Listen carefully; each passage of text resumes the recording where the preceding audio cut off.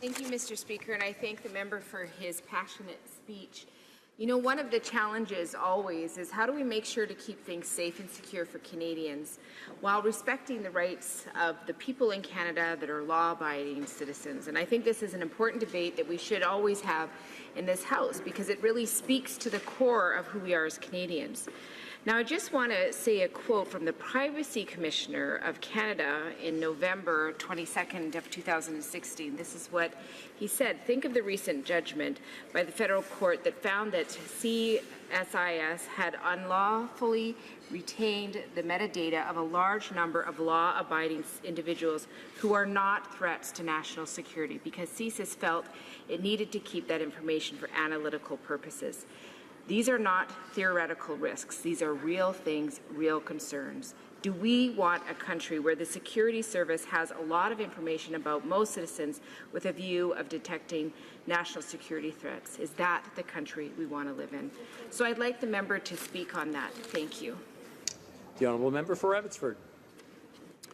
Well, I want to thank my member for her thoughtful question. That is important.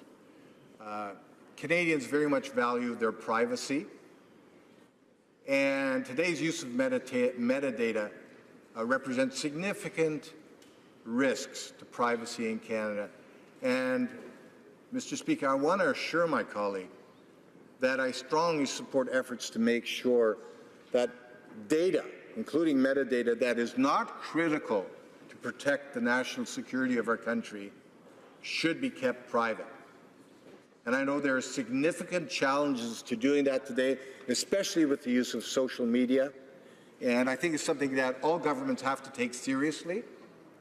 But that said, at the end of the day, when you bring forward a bill like Bill C-59, which actually undermines our national security by making it more difficult for departments of government and agencies of government to speak to each other to ensure that they have the information required, the critical information required to protect Canadians, then we have a problem.